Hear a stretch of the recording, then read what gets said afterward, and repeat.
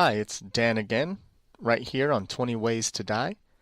So today what I wanted to do was give a recap of Hoard of the Dragon Queen, which is where this campaign started, but unfortunately we did not record. So using the notes and my bullet points, I'm going to go through Hoard of the Dragon Queen chapter by chapter, letting you know what happened with our heroes and how they were able to traverse this campaign.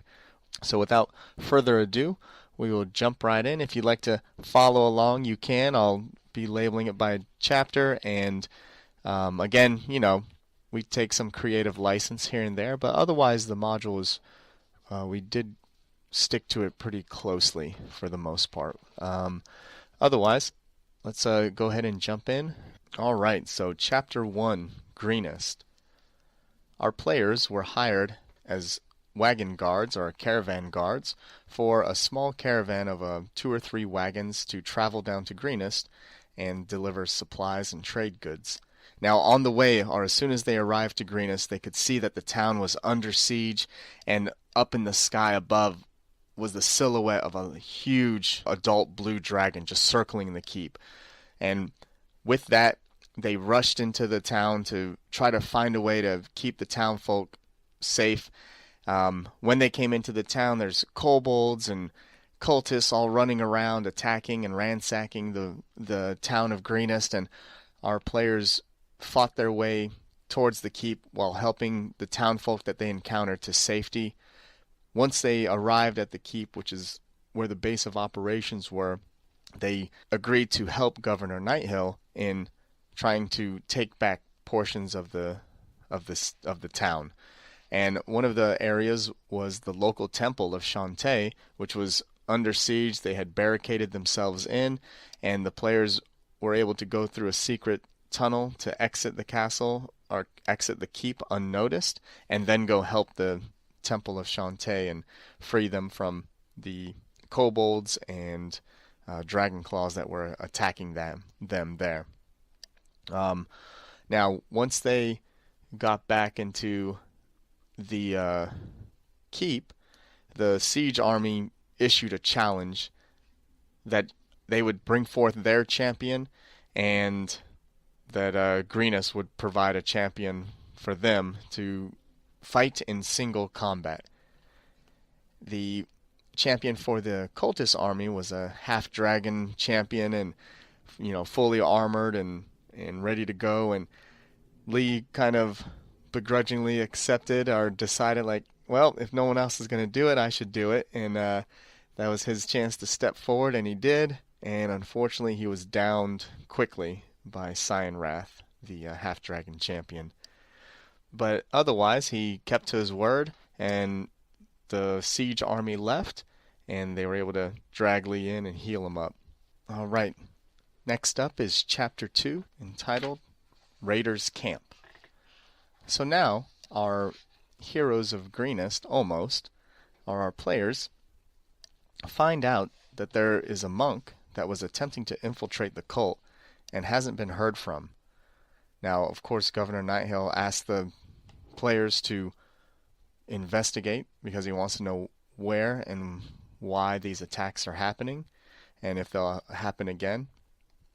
So the party must go into the raiders' camp and infiltrate it as well without causing too much alarm, and see if they can find this monk that has been tracking the cult's movements.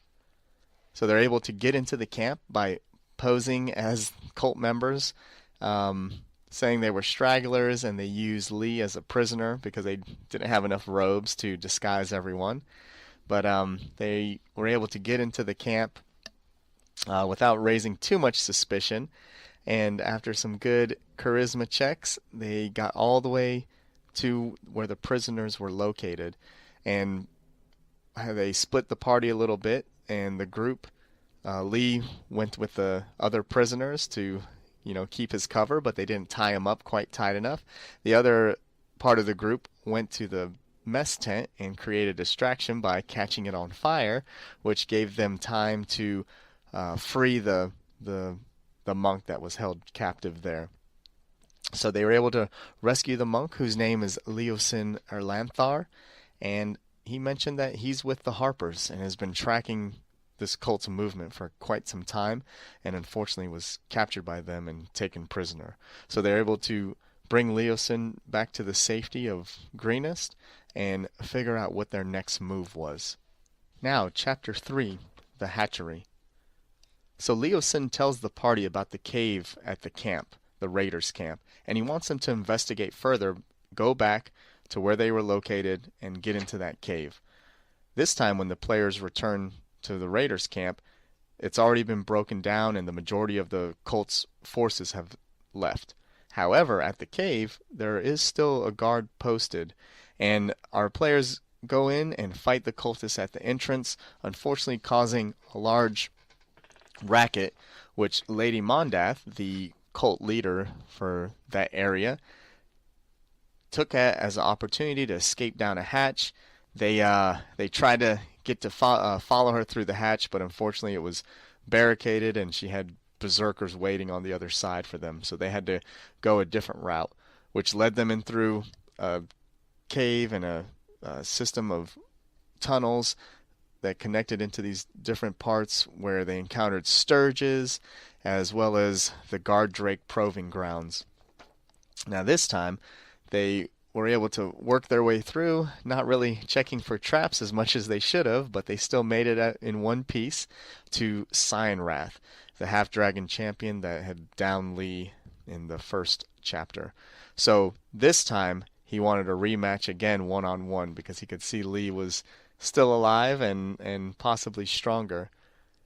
Brahm unfortunately interrupted the fight, and it just turned into a free-for-all where Mondath was able to escape in the ensuing confusion, and also Lee did get a chance to take down Cyanrath, which he did without even a second glance. So no big speech, no crazy climactic moment. It was just him stabbing Cyanrath as he was just moving on to the next target, not even giving him a second look, which I thought was neat because Cyanrath wanted the whole one-on-one single combat, and Lee was just like, nope, you're just another target. Time to move on to the next guy.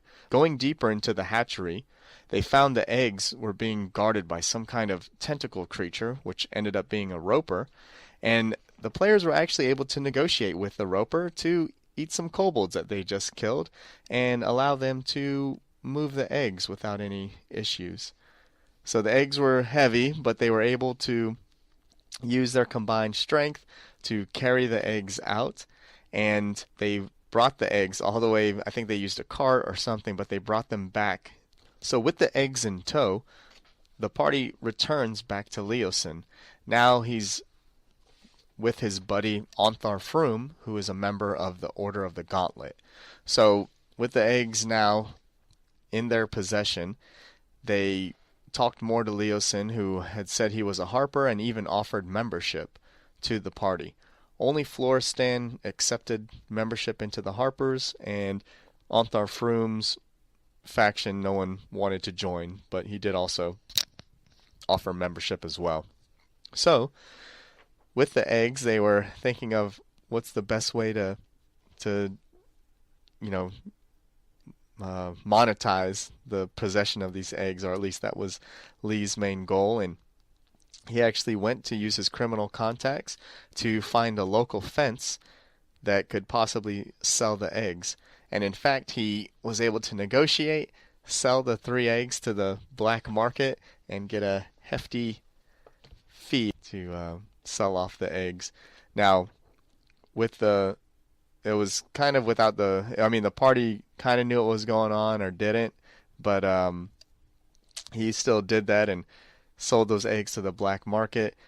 Fortunately, Leosin was tracking all of this, and he mentioned that he would have one of his agents or his agency keep tabs on the eggs to see what happened with them or who resulted in getting them in the future as they made their way through the black market. So, Chapter 4, On the Road. So now the party has met with, they're in El Terrell with Onthar Froom and Leosin Erlanthar, and they're talking about tracking down the cultist movement. So this large army with all this stolen wealth, where do they go from here? Leosin wants the group to follow this caravan and figure out where they're taking all this stolen property. So he arranges for the group to travel as, here we go, caravan guards trailing the cult with their loot. So they travel by boat from El Terrell to Baldur's Gate, so they're able to catch up on some time, and they join up with the main caravan by hiring themselves out to different merchants. So during the travel, Florestan does make an attempt to talk to the cultists, but unfortunately he can't get any information out of them, and they shoo him away. They encounter a couple other things where they go through a shrieking mushroom path where any mushrooms they clear shriek in agony, and it messes a couple of the people up for a little bit. And Florestan and Lee even befriend a pair of comely twin sisters while Brahm's kind of keeping an eye on them, making sure nothing's going strange. Florestan seeing that is like, nah, get out of here, Brahm. He uses Charm Person on Brahm to clear him out. Brahm walks back to where the players are, and Erevan sees that he's under some kind of spell, goes over to scold Florestan, but Florestan and Lee don't care. They're just like, no, we found these ladies. We're going to be friends with them now. And they finally shoo their party away, and once they're singled out, the two ladies are revealed to be doppelgangers who were trying to zero in on them one at a time and take them out, which they do attack Florestan and Lee, and fortunately for them, their party was within earshot and heard the battle and came to their aid, where they were able to save them from certain death at the hands of a changeling. On the road, they make their way, tracking the cult. They follow the cultists as far as Waterdeep. Now, on the road, they also meet another person who claims to be a part of a faction that's helping them or in the same interest of stopping the cult. She's a gnome, and her name is Jamna Gleam Silver, and she tries to give the party information, but she's not forthcoming, and they don't want anything to do with her. But they do keep following the cult through Waterdeep, where they are able to discover that the loot is secretly being rerouted by lizard folk at a particular roadhouse in the Mirror of Dead Men, which isn't too far away. And that will lead us into our next chapter. Chapter 5, Construction Ahead. So now that the players have figured out that this roadhouse is the next staging point for the loot, they get more information while they're there. They find out that Bogluck, who runs the Carnith Roadhouse, is either a cultist or in league with the cultists for sure, and is allowing them to use his locked strong room as an area to keep all the most expensive stuff. So our players are there at the Roadhouse. There's a nice one-on-one battle between one of the cultists, Wereboars, and Erevan. He does get gouged by a tusk, but thankfully not too long after that, he's cleared of his disease or whatever that would change him into a wereboar. Maybe missed opportunities, but otherwise he didn't want anything to do with it. So our players force their way into the strong room, and they wait at night to kind of sit on the loot and figure out what's going on. And sure enough, from underneath the strong room, there's a trap door where lizard folk were coming in to take the goods down through the tunnel. Now this tunnel leads out towards the swamp, and this is the location that all the loot's being carried to. So our heroes go into the tunnels, they fight the lizard folk, and as they're coming to the end of the tunnel, they're stopped by the lizard folk's leader, Snapjaw, and he implores them to help them somehow overthrow this cult in this area and get rid of all these rival bullywugs. And our heroes are able to negotiate and agree to his terms and say, all right, well, we'll help you take care of them if you help us get into the castle. And that leads us into our next chapter, which is entitled Chapter 6, Castle Nereatar. So now our heroes get to the castle in the swamp, and there is this large area where you have the lizard folk, the bullywugs, and the cultists all sharing this castle, but they're not all friends. The human cultists keep the bullywugs separate and the lizard folk separate, and they have different areas that they kind of allow them to go into, or you can't go any further, unless you're a cultist.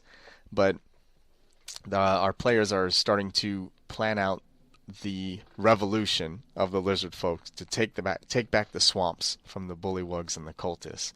And with the lizard folk, they are able to successfully defeat the cult at Castle Neritar by taking out all the leaders of the cult, and then moving on, and the lizard folk take out all the bullywugs. So the players took care of the leadership, and then the lizard folk took care of the bullywugs.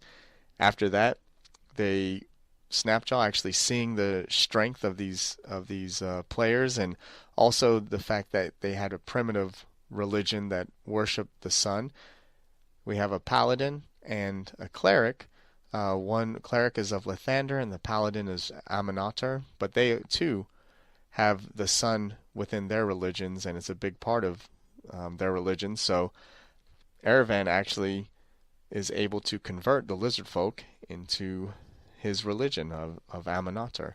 So it was a cool moment where they were actually able to take back the castle and take back the swamp, as well as learning more about Erevan's religion. Now, in the basement of this castle, there's a old excavation site where you have kind of the old foundations of this castle, and areas where the cult was digging through and trying to find who knows what.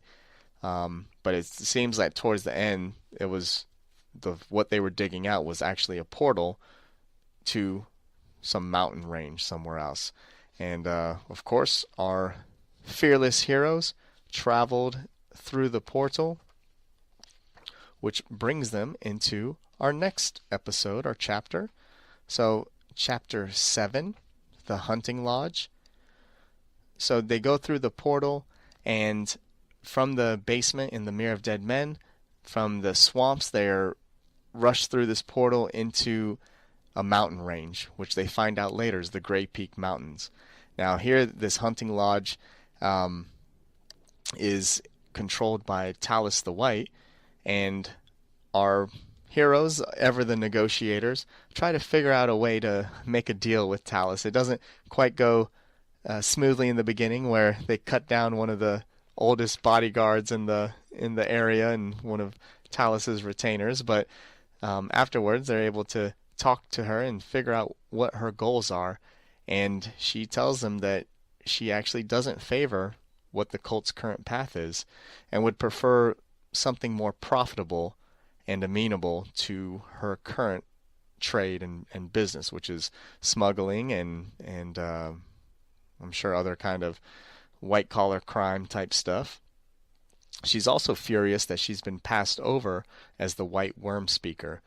What she believed was her birthright was given away to someone else, Varum the White, a different cultist, Wearer of Purple, who was selected as the White Worm Speaker. So some jealousy goes into play, and our players are able to use that to their advantage to find a new, powerful, and potential ally. Chapter 8, Castle in the Clouds. So now this brings us to the conclusion of the Hoard of the Dragon Queen. Now there's a lot going on, but I'm going to hit the main points. After they left the hunting lodge, they traveled to Parnast, where they saw this small town that was under the cult's oppression, which they've seen many other times. But with Talus's help, they were able to go into Skyreach Castle, which is docked at Parnast. Now, the original deal with Talus was to kill the White Worm Speaker, take the White Dragon Mask, and give it to Talus. But upon getting into Skyreach Castle, they find out that the White Dragon Mask holder isn't even there.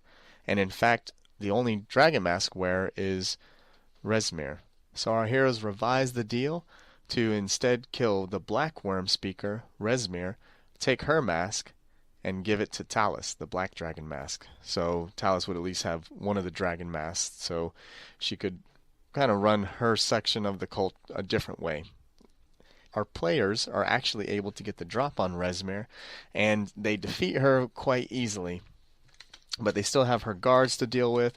Braum gets a cool time where he gets polymorphed into a giant ape and gets to smash a bunch of guards and just do some good melee stomping. But anyway, so they defeat Rezmir. I think Floristan is the one that ends up killing her after he finds out that she had the Cloud Giant's children executed and thrown away pretty much. And then they get a hold of the Black Dragon Mask. They return back to Parnast with Talus, and they hold up their end of the deal, and Talus did as well and did not interfere. And they hand over the Black Dragon Mask to Talus, and she goes off to her hunting lodge, where, according to what she said, she will run her area or her section of the cult differently than what the current leadership is doing. So our players held up to their end of the bargain. She held up to her end, and they part ways. Now, upon returning back to Parnast, with the Skyreach Castle now under the players' control, they discover that in the local inn there's a bloody message waiting for Lee, and it seems that his past is finally catching up to him.